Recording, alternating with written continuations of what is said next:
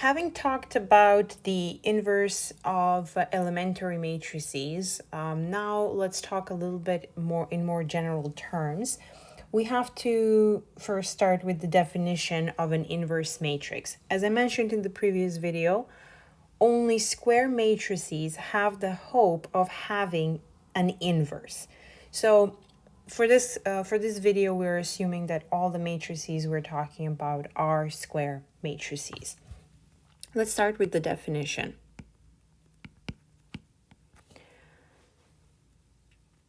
A matrix A is invertible if and only if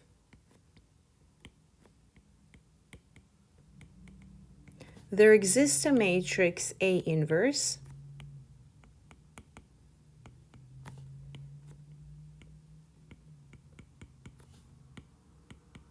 such that two things are true.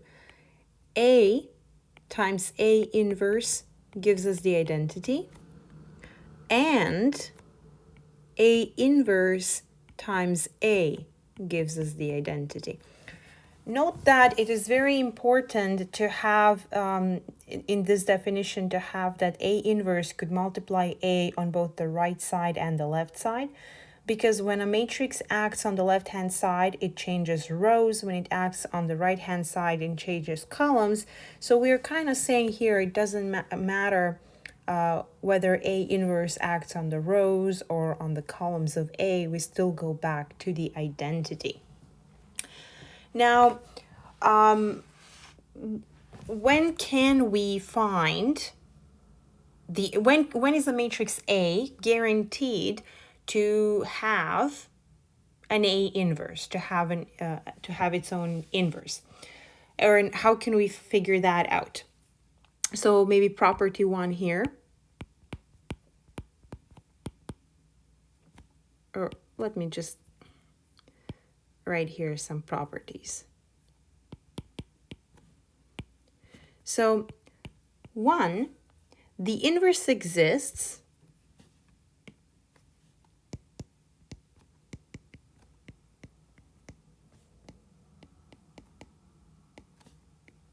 if and only if elimination produces n pivots. Here I should have said that A is an n by n matrix.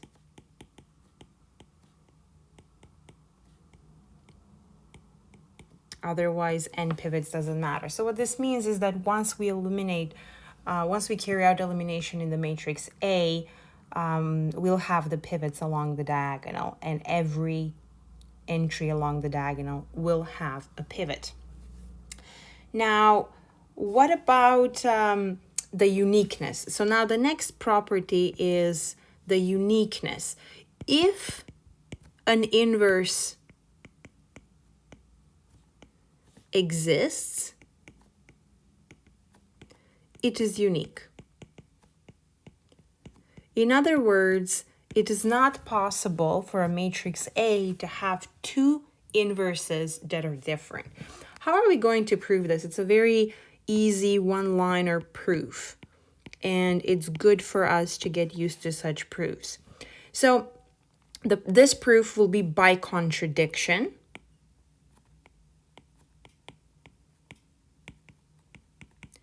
And what that means is that we will assume the contrary to the claim. So we will assume that a matrix A has two inverses, say B and C, for example, and we will show that B and C must be the same. Now, by the definition of an inverse, we know the following. So if we look at this product, A times C, and let me put BAC. So A in between B and C. Now, we know that from the properties of matrix multiplication, we can compute this product in two ways. We can write it as B times AC, and we can write it as, we can carry out the product BA first and then multiply by C. Now, by the definition of the identity, this is, of the inverse, this is the identity. So because C is assumed to be the inverse of A times A inverse is the identity, so it turns out that A times C is the identity.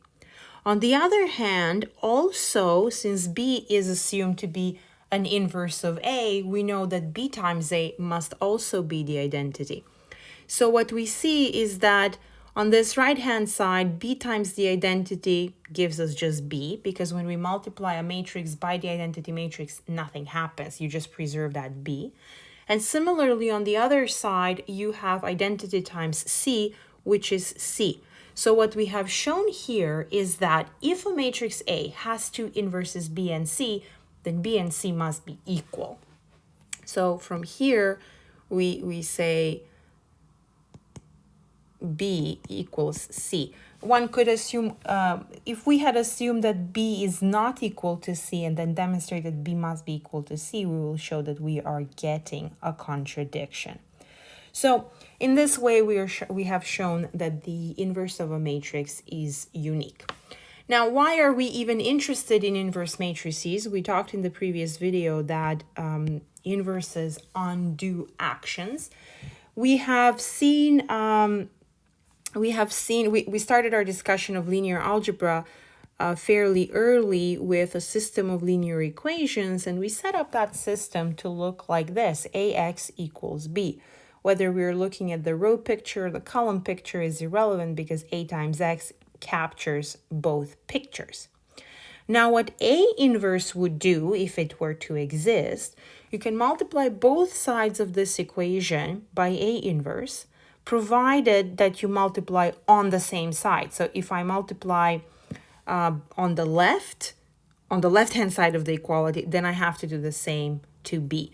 In other words, A inverse AX equals A inverse B. Again, this is under the assumption that A is invertible.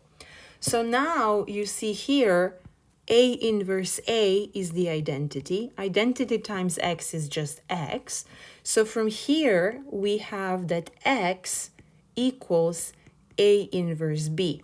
So you see, if we can find A inverse, and we did see this on some particular examples, then finding X is just A inverse times B. This is a very important equation conceptually speaking, but from the point of view of computations, it's not something that we are going to use. Finding the inverse so that we can find X is not the most efficient way to finding the solution X. There are better algorithms to do that. Now, one other property that is very important in determining whether a matrix A is invertible is the following. Suppose there is a non-zero vector X such that A times X is 0. Then A cannot have an inverse.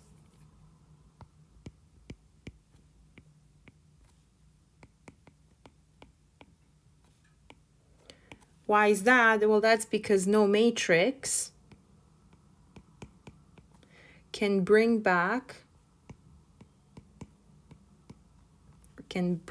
0 back to X.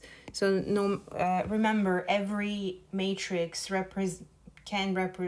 when applied on the left, represents row operations. And so if we had such an A inverse, it would somehow combine the components of the vector 0 but no matter how you combine the components of 0, you're not going to get something non-zero, and that was the original assumption. So in other words, this gives us a test for invertibility, which is very important. If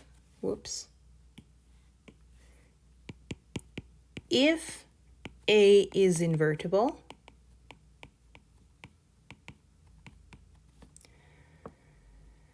then Ax equal to 0 can only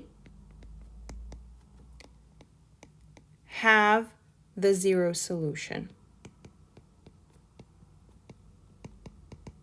given by x equals A inverse times 0, which is 0. And before we close off with this video, let's talk about the inverse of a product AB.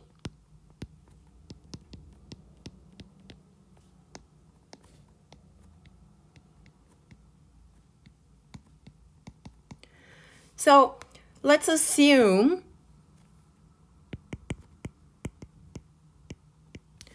that we have two matrices,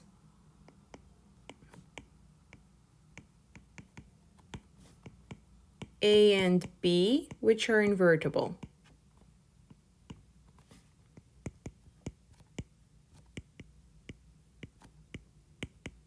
So there's an A inverse and there's a B inverse. Then the matrix C,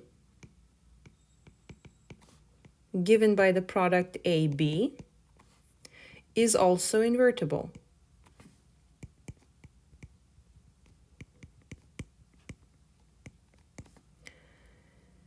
Its inverse, C inverse, is B inverse A inverse. This is a very important property. Note the reversal of order. So if C is A times B, then C inverse must be B inverse times A inverse. In other words, when you have an expression like this, A times B, and you want to invert that whole product, you immediately want to write B inverse A inverse. Let's prove that this is true. The proof is literally by inspection, so you just apply and see what happens. So remember, we're trying to find a C inverse such that C times C inverse is the identity, and C inverse times C is the identity. So if you start with C, which is A times B, you're trying to undo these actions. Let's say we're trying to first undo the actions by doing something to the right of C. Well, if I multiply by B inverse, I will undo the action of B. So this bracket can be carried out first, and I will be left with A. Afterwards, I want to apply A inverse, and I will obtain the solution. So let's just calculate. We have a claim. Let's just calculate this out. What is inside the bracket is simply the identity matrix. So anything times the identity remains unchanged. So I can just write A times A inverse. And since A and A inverse are inverses of each other, this is the identity. So we have checked this left-hand side equation, and it works. If I multiply C by what is claimed to be C inverse, I really do get the identity. Now, what if I were to multiply on the right-hand side? So I'm trying to go A inverse, B inverse, sorry, my bad, B inverse, A inverse. B inverse, A inverse, A, B. So the two left matrices here are coming from the inverse and the right are from C. Doing the same trick, I will first calculate A inverse times A. That is simply the identity matrix. And I get B inverse times B. and since B inverse is the inverse of B, I get the identity. So you see these two equations, C times C inverse and C inverse times C, both gave us the identity. This, coupled with the fact that inverses, should they exist, are unique, means that we actually have the inverse of C. If we didn't have uniqueness, then we would be able to say, okay, we found one inverse, but maybe there are more.